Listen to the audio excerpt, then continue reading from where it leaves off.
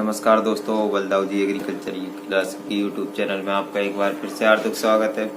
तो दोस्तों, कुछ व्यस्तता के कारण हम वीडियो लगातार अपलोड नहीं कर पाए थे, तो हम अब वापस आ गए हैं। तो बने रहिएगा हमारे चैनल पे। तो दोस्तों, पिछले जो है चैप्टर था या जो हमने पिछली वीडियो थी उसमें बात करी थी आम अमरूद। तो आम का जो कुछ भाग रह गया था, आम की जो वेराइटीज जो किस्में हैं वो रह गई थी।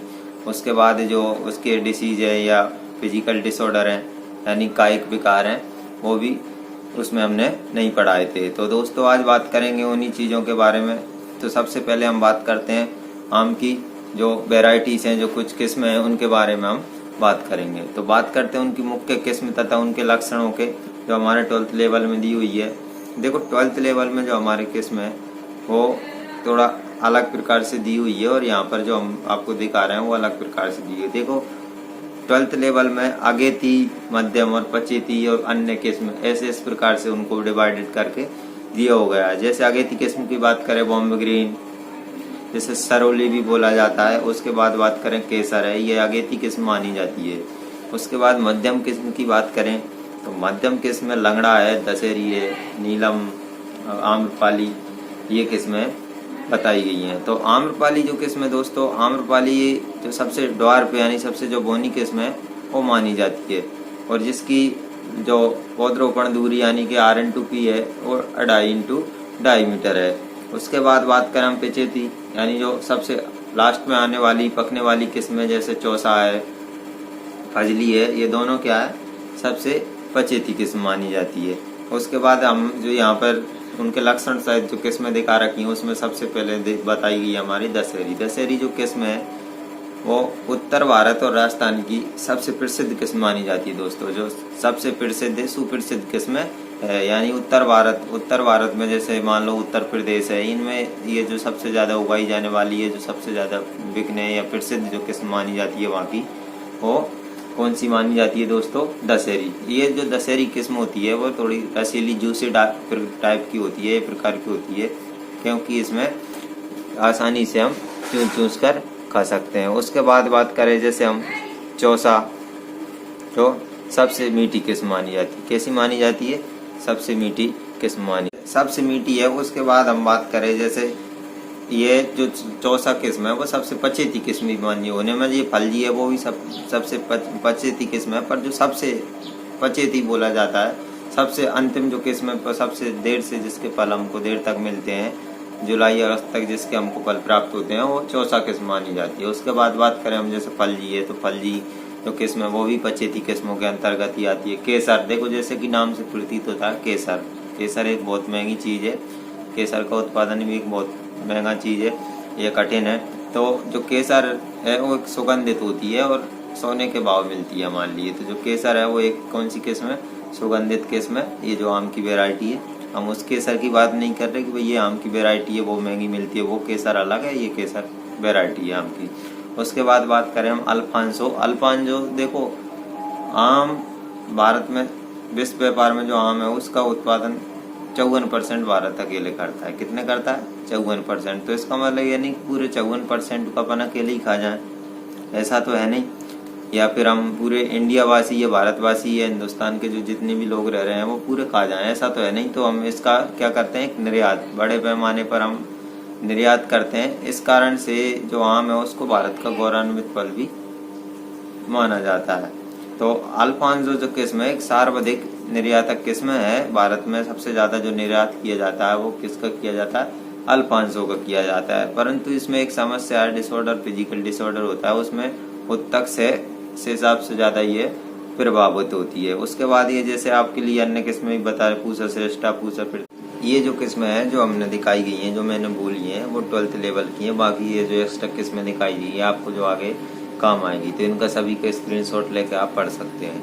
तो अब आगे बात करते हैं हम, जैसे टॉपिक आता है पौध संरक्षण। जो प्रत्येक फल वृक्ष होता है उसमें पौध संरक्षण के नाम से एक टॉपिक रहता है, छोटा सा हेडिंग रहती है। तो उसमें हम बात करते हैं इनके जो कायिक विकार हैं या रोग हैं या जो व्याधियां हैं, कीट वगैरह जो भी लगते हैं, उनके बारे में बात करते हैं। सबसे पहले हम बात करते हैं कायिक विकार की, फिजिकल डिसऑर्डर बोले तो उसमें सबसे पहले जो हमारा आता है वो आता है पुष्प पुष्प सीड्स विकृति, या फिर बोले तो सीधी सी गुच्छा मुच्छा रोग के नाम से जिसे जाना जाता है। तो ये जो गुच्छा मुच्छा रोग है ये दो प्रकार का होता है।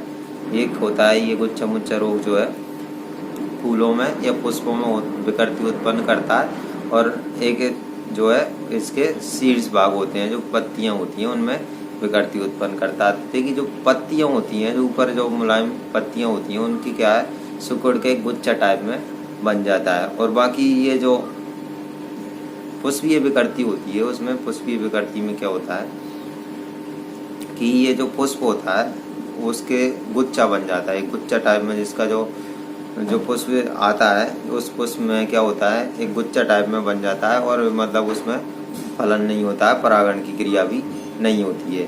तो ये दोस्तों इसका जो गुच्छा मुच्छा रोग है उसका कोई एक विशेष मुख्य रूप से जो कारण है उनका तो अभी तक पता नहीं चला है।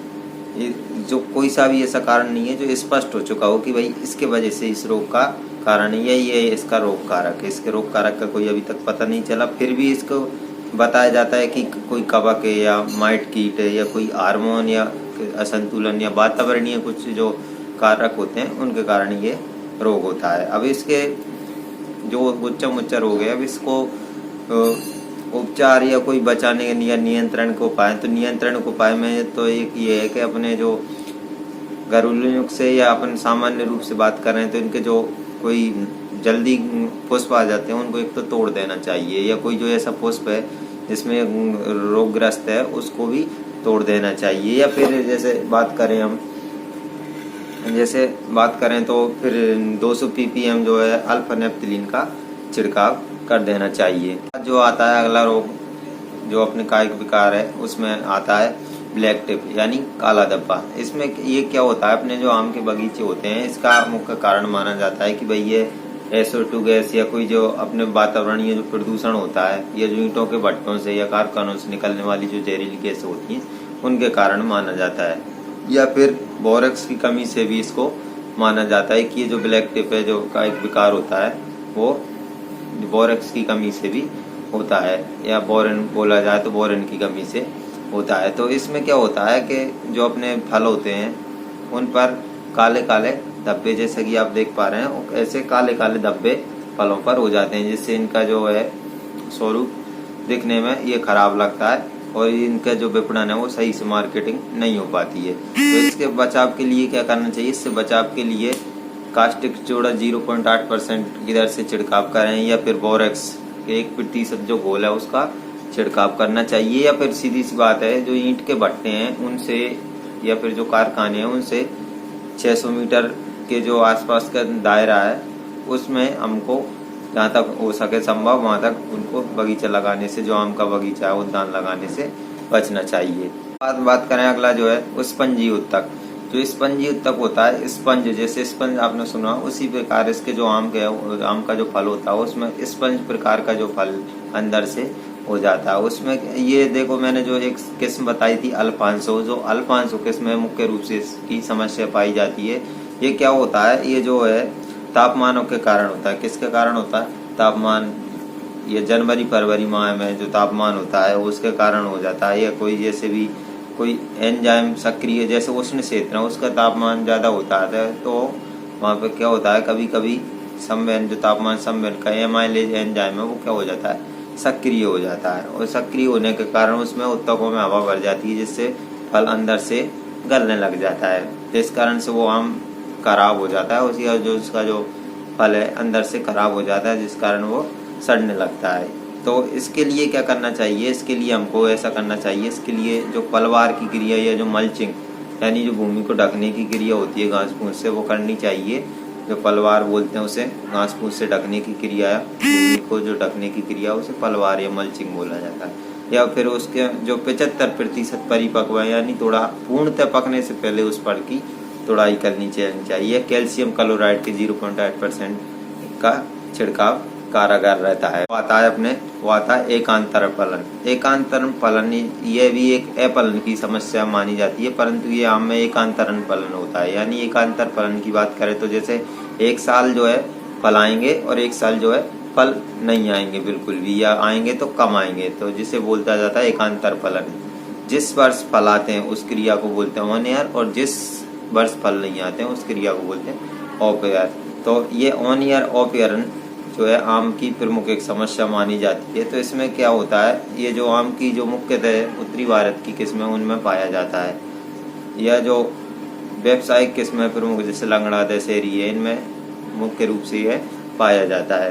तो दोस्तों इसके क्या करना चाहिए, इससे बचने के लिए क्या करना चाहिए, इसमें एक तो उचित खाद कीटनाशक है उनका उचित प्रबंधन रखना चाहिए। इसके जो पादप हार्मोन है उनका एक विशेष नियंत्रण रखना चाहिए, या फिर ऐसा करना चाहिए सितंबर अक्टूबर जो माह है उसमें पैक्लोब्यूट्राजोल से 5-10 ग्राम प्रति वृक्ष के हिसाब से हमको उसमें पेड़ प्रति वृक्ष डाल देना चाहिए। ठीक है दोस्तों, उसके बाद आते हैं हमारे जो कीट है